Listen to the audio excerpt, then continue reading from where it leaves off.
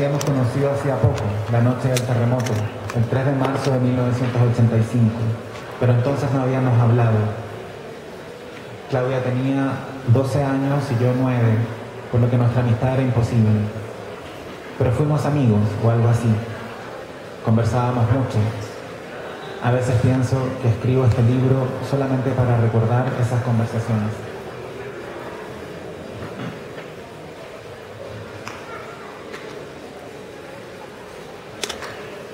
La noche del terremoto tenía miedo, pero también me gustaba de alguna forma lo que estaba sucediendo.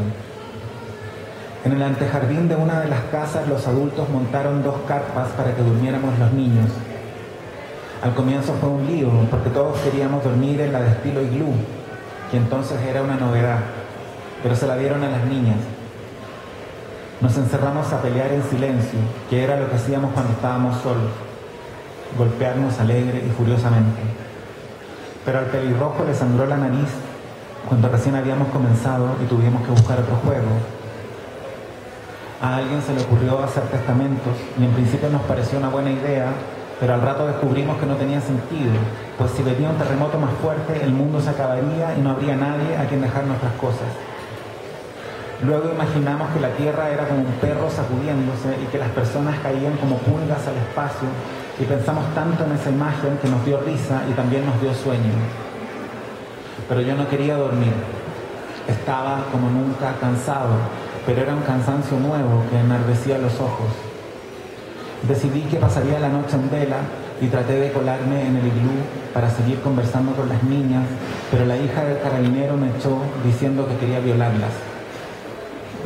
Entonces yo no sabía bien lo que era un violador y sin embargo prometí que no quería violarlas, que solo quería mirarlas. Y ella rió burlonamente y respondió que eso era lo que siempre decían los violadores. Tuve que quedarme fuera, escuchándolas jugar a que las muñecas eran las únicas sobrevivientes. Remecían a sus dueñas y rompían en llanto al comprobar que estaban muertas, aunque una de ellas pensaba que era mejor porque la raza humana siempre le había parecido apestosa. Al final se disputaban el poder y aunque la discusión parecía larga, la resolvieron rápidamente, pues de todas las muñecas solo había una Barbie original. Esa ganó. Encontré una silla de playa entre los escombros y me acerqué con timidez a la fogata de los adultos. Me parecía extraño ver a los vecinos, acaso por primera vez, reunidos.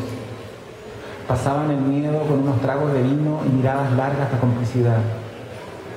Alguien trajo una vieja mesa de madera y la puso al fuego, como si nada. Si quieres echo también la guitarra, dijo mi padre. Y todos rieron, incluso yo, que estaba un poco desconcertado, porque no era habitual que mi papá dijera bromas. En eso volvió Raúl, el vecino, con Magali y Claudia. Ellas son mi hermana y mi sobrina, dijo. Después del terremoto había ido a buscarlas y regresaba ahora, visiblemente aliviado. Raúl era el único en la villa que vivía solo. A mí me costaba entender que alguien viviera solo. Pensaban que estar solo era una especie de castigo o de enfermedad. La mañana en que llegó con un colchón amarrado al techo de su Fiat 500, le pregunté a mi mamá cuándo vendría el resto de la familia y ella me respondió dulcemente que no todo el mundo tenía familia. Entonces pensé que debíamos ayudarlo, pero al tiempo entendí con sorpresa que a mis padres no les interesaba ayudar a Raúl, que no creían que fuera necesario, que incluso sentían una cierta reticencia por ese hombre delgado y silencioso. Éramos vecinos, compartíamos un muro y una hilera de ligustrinas, pero nos separaba una distancia enorme. En la villa se decía que Raúl era demócrata cristiano y eso me parecía interesante. Es difícil explicar ahora por qué a un niño de 9 años podía entonces parecerle interesante que alguien fuera demócrata cristiano. Tal vez creía que había alguna conexión entre el hecho de ser demócrata cristiano y la situación triste de estar solo. Nunca había visto a mi papá hablar con Raúl, por eso me impresionó que esa noche compartieran unos cigarros. Pensé que hablaban sobre la soledad, que mi padre le daba al vecino consejos para superar la soledad, aunque debía saber más bien poco sobre la soledad. Magali, en tanto, abrazaba a Claudia en un rincón alejado del grupo. Parecían incómodas. Por cortesía, pero tal vez con algo de insidia, una vecina le preguntó a Magali a qué se le dedicaba y ella respondió de inmediato, como si esperara la pregunta, que era profesora de inglés. Era ya muy tarde y me mandaron a acostar. Tuve que hacer un espacio a desgana en la carpa. Temía quedarme dormido, pero me distraje escuchando esas voces perdidas en la noche. Entendí que Raúl había ido a dejar a las mujeres porque empezaron a hablar de ellas. Alguien dijo que la niña era rara. A mí no me había parecido rara, me había parecido bella. Y la mujer, dijo mi madre, no tenía cara de profesora de inglés, tenía cara de dueña de casa nomás, agregó otro vecino, y alargaron el chiste por un rato. Yo pensé en la cara de una profesora de inglés, en cómo debía ser la cara de una profesora de inglés. Pensé en mi madre, en mi padre. Pensé, ¿de qué tienen cara mis padres? Pero nuestros padres nunca tienen cara realmente. Nunca aprendemos a mirarlos bien.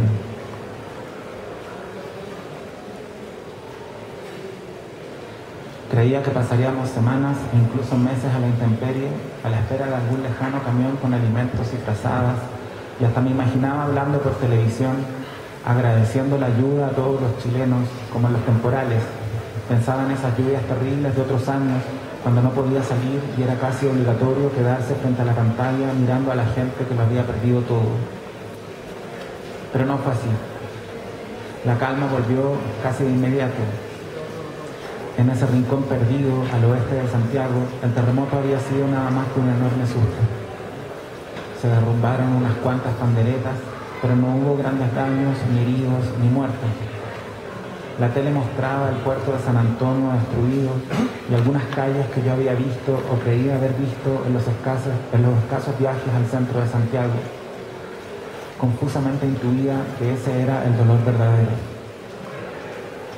Si había algo que aprender, no lo aprendimos. Ahora pienso que es bueno perder la confianza en el suelo, que es necesario saber que de un momento a otro todo puede venirse abajo. Pero entonces volvimos, sin más, a la vida de siempre. Papá comprobó, satisfecho, que los daños eran pocos, nada más que algunas grietas en las paredes y un ventanal frisado. Mi mamá solamente lamentó la pérdida de los vasos zodiacales. Se quebraron 8, incluidos el de ella, Piscis, el de mi papá, Leo, y el que usaba la abuela cuando venía a vernos, Escorpión. No hay problema, tenemos otros vasos, no necesitamos más, dijo mi padre. Y ella le respondió sin mirarlo, mirándome a mí, solo el tuyo se salvó. Enseguida fue a buscar el vaso del signo Libra, me lo dio con un gesto solemne y pasó los días siguientes un poco deprimida, pensando en regalar los demás vasos a gente Géminis, a gente Virgo, a gente Acuario. La buena noticia era que no volveríamos pronto al colegio.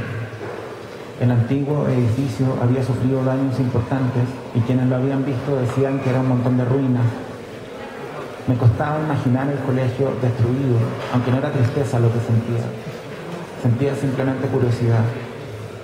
Recordaba en especial el sitio baldío al final del terreno donde jugábamos en las horas libres y el muro que rayaban los alumnos de la media. Pensaba en todos esos mensajes volando en pedazos, esparcidos en la ceniza del suelo, recados burlescos, frases a favor o en contra de Colo-Colo o a favor o en contra de Pinochet. Me divertía mucho una frase en especial: a Pinochet le gusta el pico. Entonces yo estaba y siempre he estado y siempre estaré a favor de Colo-Colo. En cuanto a Pinochet, para mí era un personaje de la televisión que conducía un programa sin horario fijo. Y lo odiaba por eso, por las aburridas cadenas nacionales que interrumpían la programación en las mejores partes.